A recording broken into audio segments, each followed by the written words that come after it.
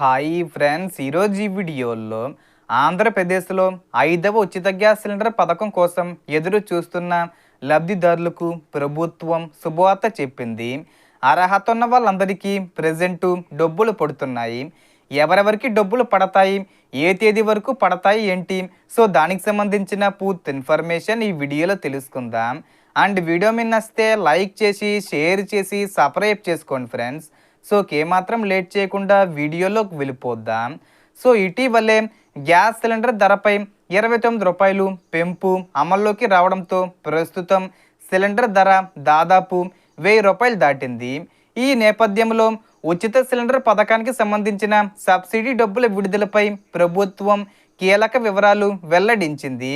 ఇప్పటికే 5వ సిలిండర్ పంపిణీ కొనసాగుతుండగా ఈ నెల 30 తేదీతో 5వ సిలిండర్ పంపిణీ ముగుస్తుందని, జూలై 1 నుంచి 6వ సిలిండర్ పంపిణీకి అవకాశం కల్పిస్తామని తెలిపింది.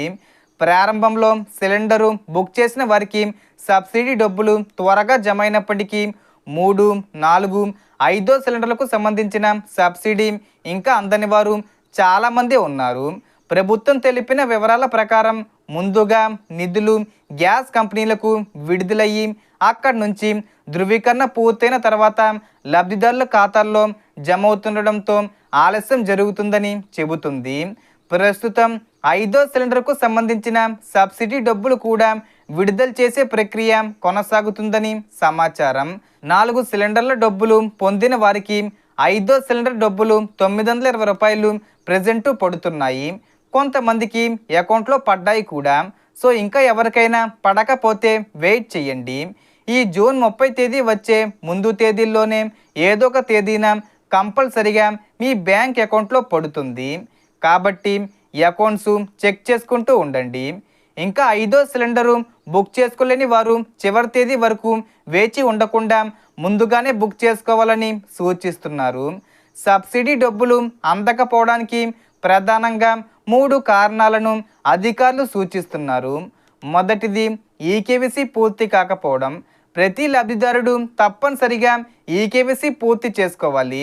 ఇందుకోసం సంబంధిత gas company app, website, gas distributor లేదా డెలివరీ సిబ్బంది సహాయంతో ముఖ చిత్రం లేదా వేలిముద్ర ఆధారంగా సులభంగా ఈకేవీసీ పూర్తి చేయవచ్చు.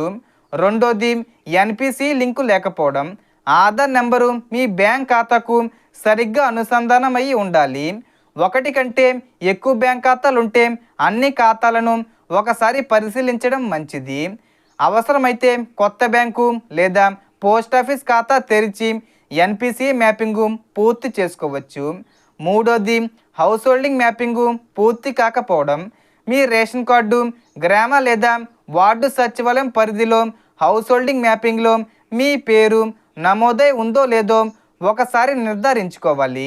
ఈ 3 అంశాలు సరిగ్గా ఉంటే సబ్సిడీ డబ్బులు పొందే అవకాశాలు ఎక్కువగా ఉంటాయని అధికారులు చెబుతున్నారు. అలాగే సిలిండర్ ధర పెరుగుదల అమల్లోకి వచ్చిన నేపథ్యంలో ముందుగానే సిలిండరు బుక్ చేసుకోవడం మంచిదని సూచిస్తున్నారు. సో దీనికి సంబంధించి ఏ చిన్న ఇన్ఫర్మేషన్ వచ్చినా నేను వీడియో చేసి పోస్ట్ చేస్తాను. ఆ యొక్క అప్డేట్స్ మీరు మిస్ కాకుండా ఉండాలంటే వెంటనే మన ఛానల్ని సబ్స్క్రైబ్ చేసుకోండి. సో మొత్తం ఇన్ఫర్మేషన్ ఫ్రెండ్స్, మీకు ఈ వీడియో నచ్చితే లైక్ చేయండి, షేర్ చేయండి అండ్ సబ్స్క్రైబ్ చేసుకోండి.